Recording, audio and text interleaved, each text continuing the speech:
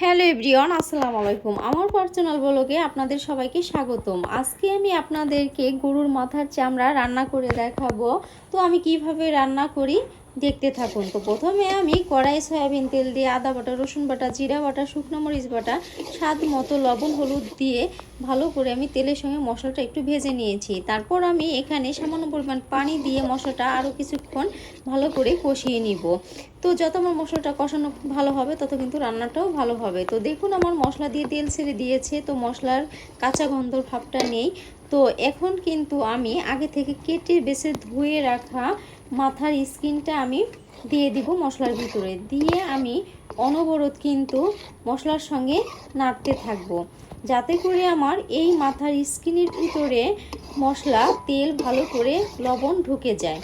যত তেল মশলা ভালো করে স্কিনের ভিতর ঢুকে যাবে ততই কিন্তু খেতে বেশি সুস্বাদু হবে। তো আপনারাও কিন্তু আমার মতো এইভাবে ফলো করে রান্না করে খেয়ে দেখবেন, এটা কিন্তু খেতে ভীষণ ভালো লাগে। চাইলে আপনারা এটা রুটির সঙ্গেও খেতে পারেন, ভাতের সঙ্গে খেতে পারেন। তো যার যেভাবে ইচ্ছা সেভাবেও কিন্তু খেতে পারেন। চাইলে এটা কিন্তু ভাজা ভাজাও করা যায়, একটু ঝোল ঝোলও কিন্তু করা যায়। তো এটা কিন্তু আমাদের ক্যালসিয়ামের ঘাটতি পূরণ করে। তো এজন্যই যাদের ক্যালসিয়ামের অভাব তারা একটু বেশি বেশি খাবেন।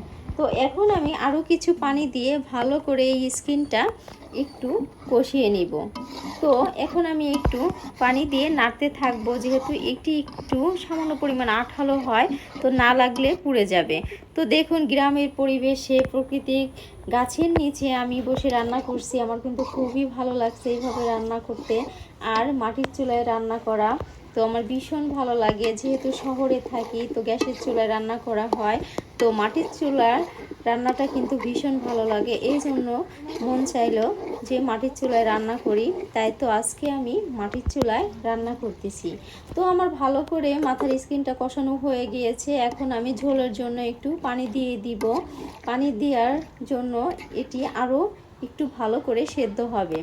তো এখন আমি কিন্তু পানিটা দিয়ে দিয়েছি পরিমাণ মতো, দিয়ে আমি ভালো করে চলা ধরিয়ে দিয়েছি। দেখতেই পাচ্ছেন চলার জালটা কত সুন্দর ঘন হয়, আর এই চলার আঁচে কিন্তু রান্না করলে রান্নাটাও কিন্তু খেতে সুস্বাদু হয়। তো দেখতেই পারছেন আমার তরকারিতে কত সুন্দর বাবুল চলে এসেছে। তো ঝোলটাও কিন্তু আস্তে আস্তে গাঢ় হয়ে এসেছে। তো রান্না করতে কিন্তু আমার বেশি সময় লাগেনি, তো যেহেতু চলার আছে আমি রান্না করেছি। তো দেখতেই পারছেন আমার ঝোলটা কত সুন্দর গাঢ় হয়ে এসেছে। তো চাইলে আপনারা এই পরিমাণ ঝোলও রাখতে পারেন, তো আমি ঝোল রাখলাম না, আমি এইভাবে ঝোলটা শুকিয়ে একটু ভুনা ভুনা টাইপের করে নিয়েছি। তো আপনারাও চাইলে এইভাবে ভুনা ভুনা টাইপের করে খেয়ে দেখতে পারেন এবং চাইলে ঝোলও করতে পারেন। তো আমি এইভাবে রান্না করেছি, রান্নাটা কিন্তু আসলে অনেক সুস্বাদু হয়েছে।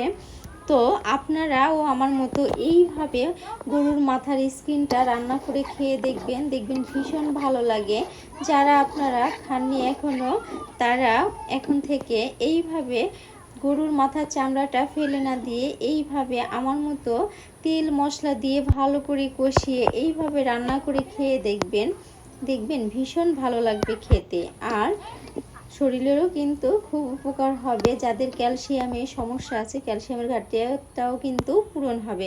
তো দেখুন আমার রান্নাটা কিন্তু পুরো কমপ্লিট, এখন কিন্তু খেয়ে দেখানোর পালা। তো খেয়ে দেখালাম না, তো আপনারা এইভাবে রান্না করে খেয়ে দেখবেন। আসসালামু আলাইকুম।